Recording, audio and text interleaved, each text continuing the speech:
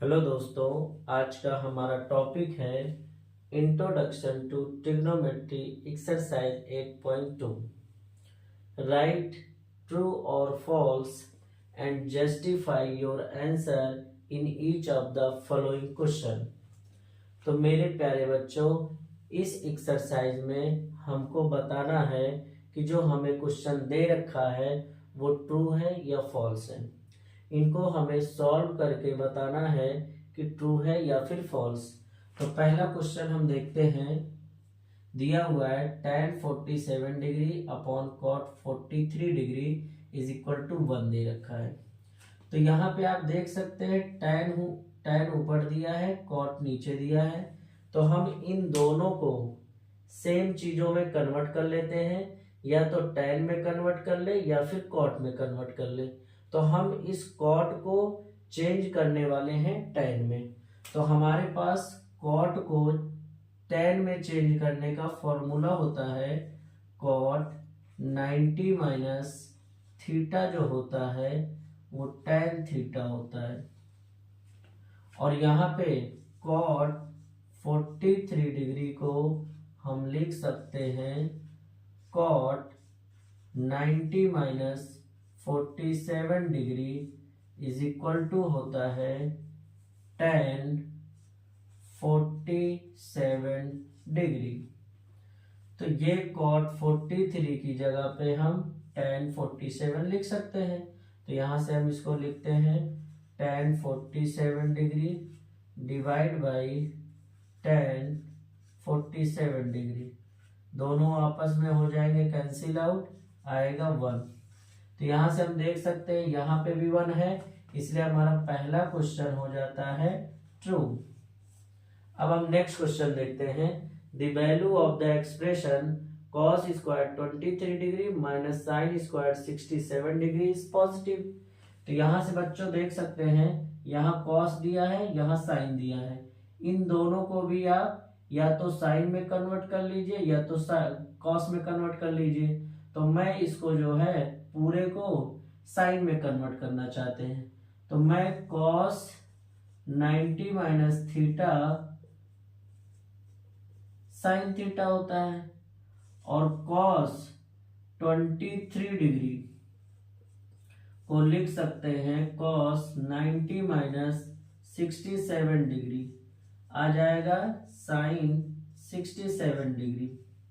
तो यहां से हम सिमिलरली लिख सकते हैं cos स्क्वायर 23 डिग्री को लिखा जा सकता है cos square 90 minus 67 degree is equal to sine square 67 degree.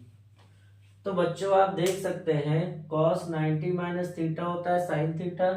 फिर इस cos 23 को हमने लिखा cos 90 माइनस 67, और 90 में 67 माइनस करिए आएगा 23। तो इस चीज को हम साइन 67 लिख सकते हैं। यहां से हमने cos स्क्वायर 23 लिया, cos स्क्वायर 90 माइनस 67 हो जाएगा। यहां से हम लिख देते हैं साइन स्क्वायर 67। अब इसके प्लेस पे हम लिख सकते हैं साइन स्क्वायर 67। तो इसको हम आगे लिखते हैं cos स्क्वायर 23 की जगह पे साइन स्क्वायर 67 डिग्री माइनस में साइन स्क्वायर 67 डिग्री, और ये दोनों सेम क्वांटिटी है इसलिए कैंसिल होके आ जाएगा 0।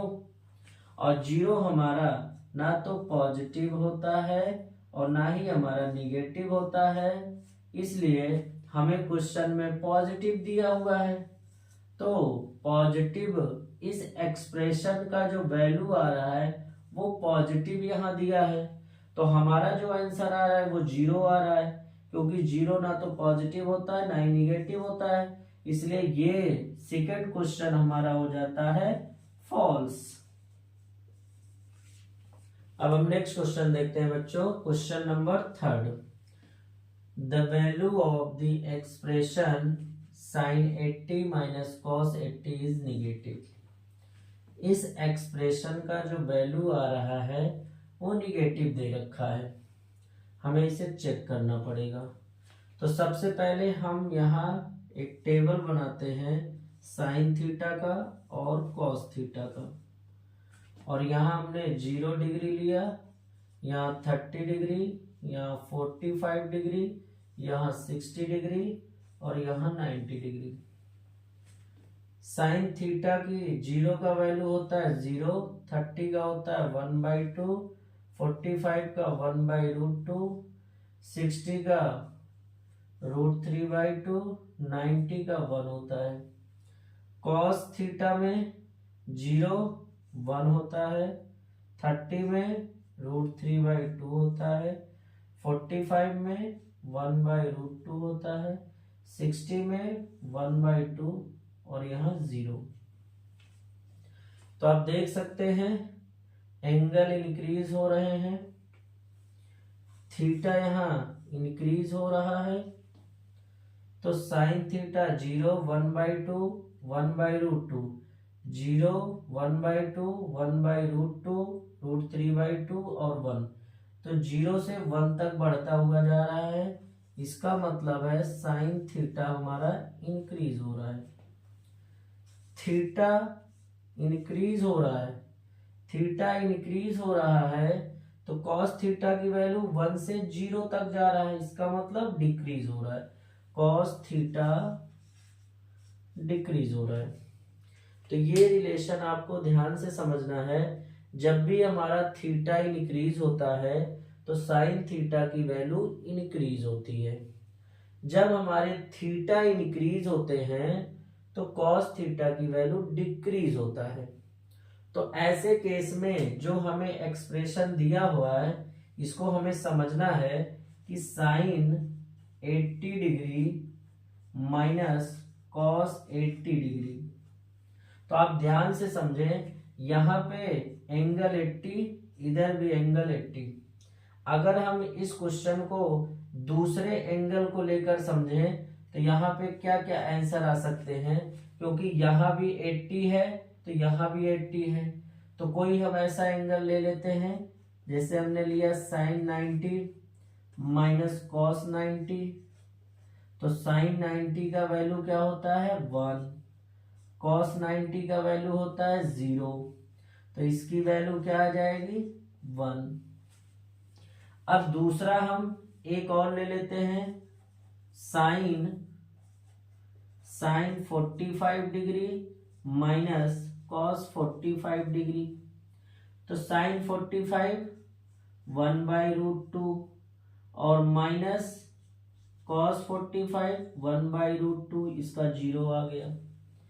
एक और एग्जांपल देख लेते हैं हम। साइन में sine 0 degree minus cos 0 degree. तो यहाँ पे आपका आ जाता है 0 माइनस 1। तो यहाँ पे आंसर आपका आ जाएगा -1। तो जब भी हमारा एंगल सेम होता है, जब भी हमारा एंगल सेम होगा, या तो पॉजिटिव या तो 0 या फिर निगेटिव, 3 केसेस बन रहे हैं। या तो 1 आ जाएगा, या तो 0 आएगा, या तो निगेटिव आएगा। तो यहाँ पे हमको दे रखा है sine 80 minus cos 80 is negative. अगर इस केस में समझा जाए कि इसका क्या आंसर आ सकता है, तो आप यहाँ ध्यान से समझ सकते हैं, जो साइन 80 का वैल्यू है वो आपका बड़ा आएगा और कॉस 80 की वैल्यू छोटा आएगा। जब हमारा साइन 80 बड़ा आ रहा है, कॉस 80 छोटा आ रहा है, तो इसका मतलब है कि ओवरऑल जो वैल्यू आने वाला है वो आएगा पॉजिटिव, क्योंकि साइन 80 और इधर कॉस 80।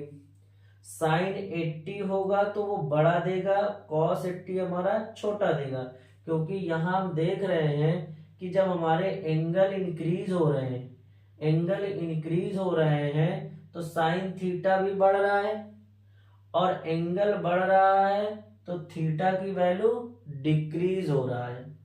तो इसलिए साइन 80 की वैल्यू बड़ा है और कॉस 80 की वैल्यू छोटा है। तो बड़े में से छोटे को माइनस करेंगे तो हमें मिलेगा पॉजिटिव आंसर।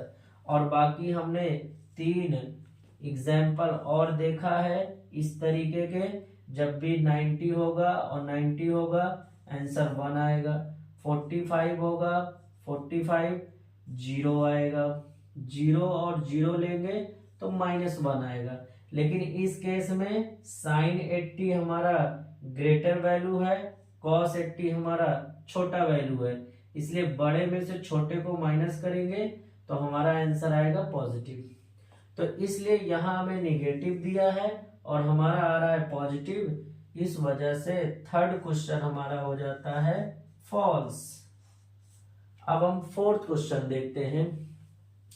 फोर्थ क्वेश्चन में बच्चों दिया है अंडर रूट के अंदर 1 माइनस कॉस स्क्वायर थीटा, और 1 माइनस कॉस स्क्वायर थीटा होता है साइन स्क्वायर थीटा।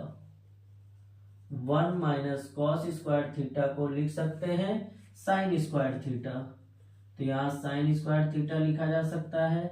और सेक स्क्वायर थीटा क्या होता है? सेक स्क्वायर थीटा होता है 1 अपॉन कॉस स्क्वायर थीटा, तो यहाँ लिखा जा सकता है 1 upon cos square theta. Sine और कॉस tan होते हैं, तो यहाँ हो जाएगा tan स्क्वायर थीटा। रूट और स्क्वायर हो जाएंगे कैंसिल आउट, आ जाएगा हमारा tan थीटा। यहाँ पे भी tan थीटा है और यहाँ भी tan थीटा है, इसलिए क्वेश्चन नंबर 4 हो जाएगा ट्रू। अब हम देखते हैं बच्चों क्वेश्चन नंबर 5। क्वेश्चन नंबर 5 में दिया है if cos a plus cos square a is equal to 1 then sine square a plus sine 4a is equal to 1। हमें इसको चेक करना है क्या ये सही है या फिर गलत। तो इसको हम बच्चों यहाँ पे जो दिया हुआ है कंडीशन, इसको हम लिख लेते हैं cos a plus cos square a is equal to 1। cos square को आप इधर भेजिए, हो जाएगा cos a is equal to 1 minus cos square a, और 1 माइनस कॉस स्क्वायर ए होता है साइन स्क्वायर ए। यहाँ आ जाएगा cos A is equal to sine square A. यहाँ पे हमें बच्चों ध्यान दे सकते हैं आप, यहाँ पे दिया है साइन 4a, तो हमें साइन 4a बनाना है, तो हम क्या करेंगे squaring both side, squaring both side.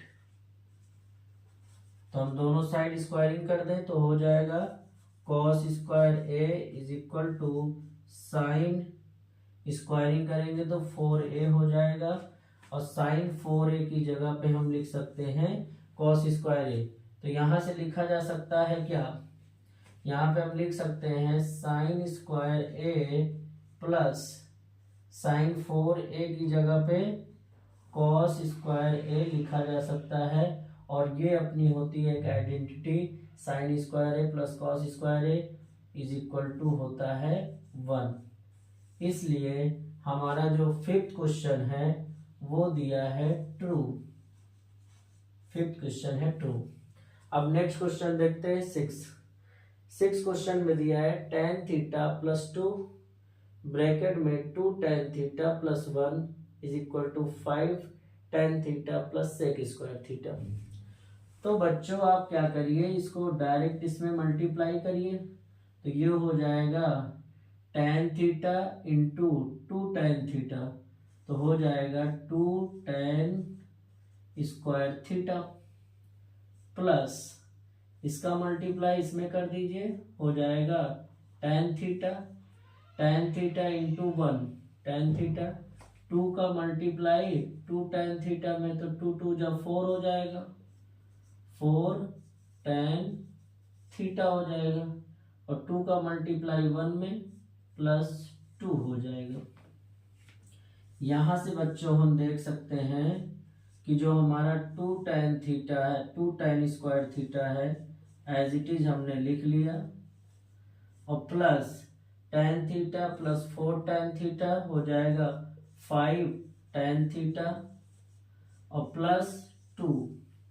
आप यहाँ देख सकते हैं tan स्क्वायर थीटा है और जबकि हमारे राइट हैंड साइड में tan स्क्वायर थीटा नहीं है, तो हमें दिख रहा है सेक स्क्वायर थीटा, इसलिए tan स्क्वायर थीटा को हमें चेंज करना पड़ेगा सेक के टर्म में। तो हम इसको लिख सकते हैं कि tan स्क्वायर थीटा को लिख सकते हैं sec square theta -1 plus 5 tan theta plus 2।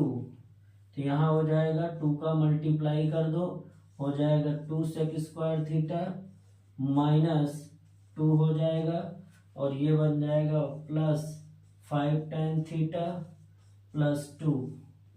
यहाँ से आप देख सकते हैं 2 से 2 कैंसिल हो जाएगा, आपका आ जाएगा यहाँ पे 2 sec square theta plus 5 tan theta. तो यहाँ पे बच्चों आप देख सकते हैं सेक स्क्वायर के साथ 2 नहीं है, 5 tan थीटा तो आया है बट सेक स्क्वायर थीटा के साथ 2 नहीं है, इसलिए हमारा जो आंसर आया है वो आया है 2 sec square theta plus 5 tan square theta, 5 tan theta. तो यहाँ जो 2 आया है यहाँ पे 2 नहीं है, इसलिए 6 क्वेश्चन जो हमारा है वो भी है क्या, फॉल्स। तो बच्चों हम देखते हैं क्वेश्चन नंबर 7। क्वेश्चन नंबर 7 में दिया है if length of the shadow of a tower is increasing. तो यहाँ बच्चों आप पहले टावर बना लीजिए, ये हमारा टावर है ए और बी, टावर दिया है, आपसे कह रहा है कि टावर का जो शैडो है, टावर का जो शैडो बन रहा है उसका लेंथ हो रहा है इंक्रीज।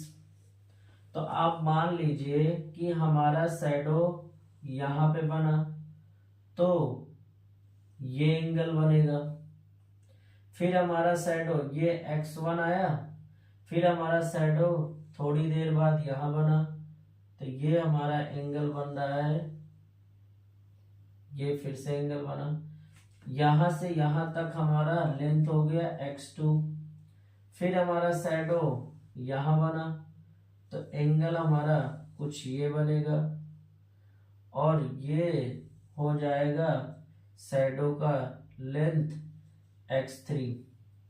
तो मेरे प्यारे बच्चों आप ध्यान से देखिए कि जब हमारा शैडो का लेंथ x1 था, जब हमारा शैडो का लेंथ x1 था तब एंगल हमारा ये बन रहा है θ1, और जब हमारा लेंथ x2 हो गया, यानी कि शैडो का लेंथ बढ़ता जा रहा है, पहले x1 था अब हमारा लेंथ हो गया x2, तो जब हमारा शैडो का लेंथ बढ़ रहा है तो थीटा हमारा कुछ ये बन रहा है। फिर आप तीसरी बार हमने लेंथ बढ़ाया, x3 हमने कर दिया, तब हमारा लेंथ एंगल कुछ ये बन रहा है।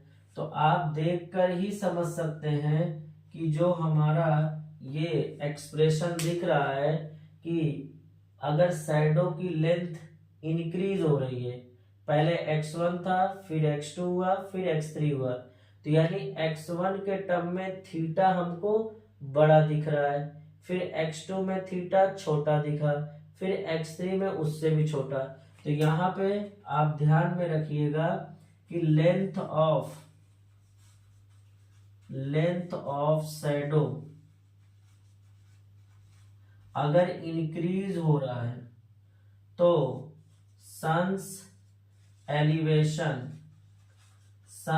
एलिवेशन जो होगा वो डिक्रीज होगा, यानी कि शैडो की लेंथ अगर बढ़ रही है तो सन्स का एलिवेशन जो हमारा थीटा बनेगा वो हमेशा डिक्रीज होता है। इसलिए यहाँ पे दिया हुआ है angle of elevation of the sun is also increases, जबकि जब शैडो हमारा इंक्रीज होता है तो एंगल ऑफ एलिवेशन डिक्रीज होता है, इसलिए 7th क्वेश्चन हो जाता है हमारा फॉल्स। तो बच्चों हम देखते हैं question number 8। if a man standing on a platform 3 meter above the surface of a lake observes a cloud and its reflection in the lake, then angle of elevation of the cloud is equal to the angle of depression of its reflection. तो बच्चों हम सबसे पहले question को अच्छे से समझते हैं। यहाँ पे दिया है एक मैन है जो स्टैंडिंग है प्लेटफॉर्म पर, और वो प्लेटफॉर्म कैसा है कि यहाँ पे आप ध्यान दीजिए above the surface of the lake. तो मान लीजिए कि ये आपका क्या है, ये जो है, ये जो हमने बना रखा है ये सरफेस है लेक का, और इसके नीचे जो है लेक दिया हुआ है, ये हमारा लेक है, और लेक का सरफेस है, लेक का सरफेस ये दे रखा है। तो बता रखा है above the surface of a lake, जो लेक का सरफेस है उससे 3 मीटर एबव, तो 3 मीटर एबव का मतलब मान लेते हैं ये मान लेते हैं 3 मीटर है। अब यहाँ 3 मीटर एबव प्लेटफॉर्म पे यहाँ से 3 मीटर, यहाँ पे कोई एक आदमी खड़ा है, अ मैन स्टैंडिंग, एक आदमी खड़ा है सरफेस, लेक के सरफेस से 3 मीटर के हाइट पर एक आदमी खड़ा है, और वो जो है इस क्लाउड को यहाँ पर खड़े होकर इसको ऑब्जर्व कर रहा है। ये हमारा लेक हो गया, ये हमारा लेक हो गया। लेक का जो सरफेस है, लेक के सरफेस से 3 मीटर की हाइट पर एक मैन खड़ा है, और ये मैन इस क्लाउड को ऑब्जर्व कर रहा है। तो जब यहां से ये ऑब्जर्व किया तो यहां से एंगल ऑफ एलिवेशन बन रहा है।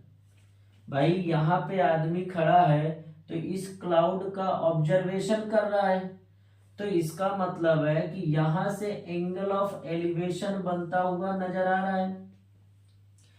और ये जो क्लाउड है ना, ये क्लाउड लेक में रिफ्लेक्शन हो रहा है, तो यानी लेक में इस क्लाउड का इमेज बन रहा है।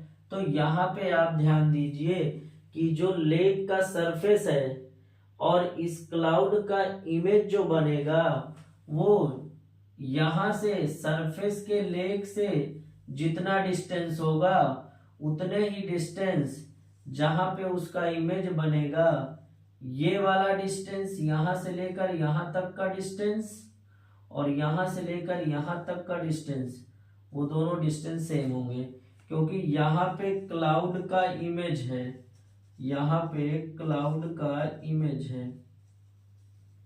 तो आप ध्यान से समझिए, लेक दिया था, इस लेक के सरफेस से 3 मीटर के ऊंचाई पर एक मैन खड़ा है, वो मैन क्लाउड का ऑब्जर्वेशन कर रहा था, तो बनाया एंगल ऑफ एलिवेशन, ये बनेगा एंगल ऑफ एलिवेशन जिसको हमने थीटा नाम दिया। यहां से एंगल ऑफ एलिवेशन बन रहा है, और ये मैन जो है उसके रिफ्लेक्शन का जो इमेज बन रहा है वहां से डिप्रेशन बन रहा है, ये जो है एंगल ऑफ डिप्रेशन बना रहा है। तो जब ये एंगल ऑफ डिप्रेशन बन रहा है तो इसको हमने नाम दे दिया फाई। तो आप यहां ध्यान से समझिए, ये लेक था, लेक के सरफेस से 3 मीटर की हाइट पे एक आदमी खड़ा था, जो क्लाउड को देखा तो उसने बनाया एंगल ऑफ एलिवेशन थीटा, और जब वो मैन उस क्लाउड के रिफ्लेक्शन को देखा तब बना रहा था एंगल ऑफ डिप्रेशन जो कि फाई। अब हमको बताना है कि जो हमारा angle of elevation of the cloud, जो एंगल ऑफ एलिवेशन है और जो एंगल ऑफ डिप्रेशन है दोनों इक्वल होंगे, ऐसा इस स्टेटमेंट में दिया गया है। तो हमें इस स्टेटमेंट को समझना है और इसको प्रूफ करना है कि क्या ये स्टेटमेंट सही है या फिर गलत है।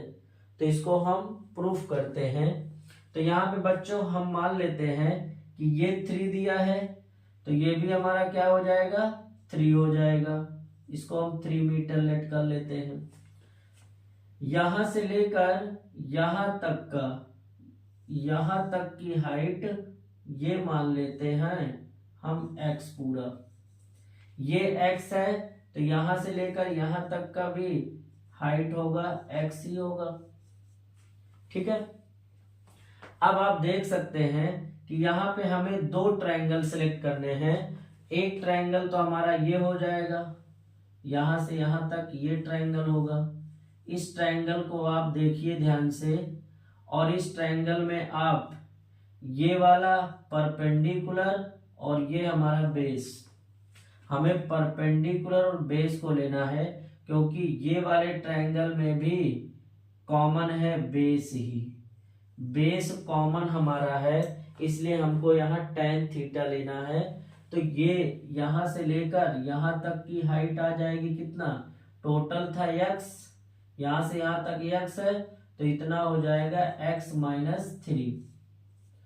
और ये हमारा यहां से लेकर यहां तक की हाइट कितनी हो जाएगी, हमको यहां से यहां तक की हाइट चाहिए, तो ये हाइट हो जाएगा हमारा इधर से यहां तक हो जाएगा x+3 हो जाएगा। तो हमारे पास एक ट्रायंगल ये है और दूसरा ट्रायंगल हमारे पास ये है। तो इस वाले ट्रायंगल में अगर हम लिखते हैं तो tan थीटा = हो जाएगा, इसको आप y लेट कर लो, तो x-3 यहां से यहां तक का डिस्टेंस, ये डिस्टेंस जो है हमको दे रखा है x-3, तो यहाँ हो जाएगा x-3 डिवाइड बाई y, यहाँ हो जाएगा। यहां से y को हम निकाल लेते हैं, तो y = हो जाएगा x-3 divide by tan theta, ये हो जाएगा tan थीटा, इक्वेशन फर्स्ट। दूसरे ट्रायंगल को ध्यान दीजिए आप, यहां से ये आपका बेस हो जाएगा, ये आपका परपेंडिकुलर हो जाएगा, तो परपेंडिकुलर अपॉन बेस, तो यहां से आप लगा सकते हैं tan phi = यहां से लेकर यहां तक की हाइट, ये आपका पूरा हो गया x और इतना हो गया 3, तो x+3 दिया है, तो यहाँ पे लिख सकते हैं x+3 डिवाइड बाई y, ये आपका बेस y हो जाएगा। तो यहाँ से y = लिख सकते हैं x+3 divide by tan phi, equation हो जाएगा सेकेंड। तो यहां से बच्चों हम लिख सकते हैं from first and second, first and second लेंगे तो यहाँ पे भी y है, यहाँ पे भी y है, तो ये दोनों राइट हैंड साइड इक्वल हो जाएंगे। तो यहाँ पे मैं लिख सकता हूँ x-3 upon tan theta = x+3 divide by tan phi, इसको कर देते हैं मल्टीप्लाई, तो यहां से आपका आ जाएगा, इसको अगर क्रॉस मल्टीप्लाई कर दिया जाए तो ये हो जाएगा हमारा tan phi हो जाएगा x-3 = x+3 और इधर हो जाएगा tan थीटा। तो tan phi जो होगा हमारा, tan phi आ जाएगा x+3 divide by x-3 multiply tan theta. तो यहां से बच्चों आप देख सकते हैं कि जो tan phi है वो tan थीटा में इतना टाइम्स, यानी इतना टाइम्स ज्यादा है, यानी tan phi हमारा इक्वल है tan थीटा में x+3/x-3 टाइम्स ज्यादा है। तो इसका मतलब है कि अगर ये हमारा tan phi is equal to tan theta आया होता, अगर tan phi is equal to tan theta आया होता तो हम लिख सकता था कि phi is equal to theta. अगर हमने यहां से जब हमने इसको सॉल्व करना शुरू किया तो अगर ये हमारा जो फाइनल आंसर आया है tan phi is equal to आया है x+3/x-3 multiply by tan theta. अगर ये पूरा सोल्यूशन ऐसा आया होता tan phi is equal to tan theta, तो यहां से फाई और थीटा को हम कंपेयर कर देते हैं तो थीटा और फाई क्या हो जाता, इक्वल हो जाते। बट ऐसा आया नहीं है, हमारा जो है आया है tan phi is equal to x+3 divide by x-3 tan theta, यानी कि tan थीटा में इतना टाइम्स ज्यादा है, इसलिए यहाँ पे tan फाई और थीटा इक्वल नहीं होंगे। इसका मतलब कि हमारा angle of elevation of the cloud और angle of depression of its reflection is not equal. इसलिए हमारा जो स्टेटमेंट दिया था इक्वल का केस, वो इक्वल ना होकर दोनों अनइक्वल होते हैं। ये एंगल और ये एंगल दोनों इक्वल नहीं होंगे, डिफरेंट होते हैं, इसलिए ये क्वेश्चन हमारा हो जाता है फॉल्स। तो बच्चों अब हम देखते हैं question number 9। The value of 2 sin theta can be a+1/a where a is positive and a does not equal to 1। अगर हमें इस क्वेश्चन को सॉल्व करना है कि 2 sin थीटा क्या a+1/a के बराबर हो सकता है, क्या 2 sin थीटा की वैल्यू a+1/a हो सकता है। अगर हमें इसे प्रूफ करना है तो हमें कुछ बातों को यहाँ समझना है कि जो हमारा यहाँ पे हमने एक नंबर माना a और दूसरा नंबर मैंने माना 1/a। अगर हम यहाँ पे एक को मानते हैं a, दूसरे को मानते हैं 1/a, अगर ये हमारा a हुआ, ये हमारा 1/b हुआ, ये हुआ a और ये हो गया 1/a। अगर इनका हम अरिथमेटिक मीन निकाल लें तो अरिथमेटिक मीन कैसे निकलता है, a+b डिवाइड बाई 2। तो यहाँ a की जगह रखोगे a प्लस b की जगह रखोगे 1/a और यहाँ डिवाइड बाई 2 हो जाएगा। और इन्हीं दोनों का ज्योमेट्रिक मीन अगर निकालना हो तो कैसे निकालोगे, ज्योमेट्रिक मीन होता है अंडर रूट में a इंटू बी। तो a की जगह रख दो a और b की जगह रख दो 1/a। तो यहाँ पे हमें ध्यान देना है कि 2 sin थीटा a+1/a के बराबर हो सकता है। तो हमें इसको सॉल्व करने से पहले हमें ये पता होना चाहिए कि अरिथमेटिक मीन जो होता है वो a+b/2 होता है और ज्योमेट्रिक मीन जो होता है अंडर रूट ab होता है। ये हमारा होता है अरिथमेटिक मीन और ये हमारा होता है ज्योमेट्रिक मीन।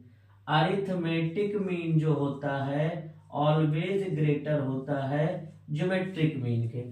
तो ये जो हमारा इंफॉर्मेशन है इसको हमें समझ कर रखना है कि अरिथमेटिक मीन जो होता है हमेशा ज्योमेट्रिक मीन से ग्रेटर होता है।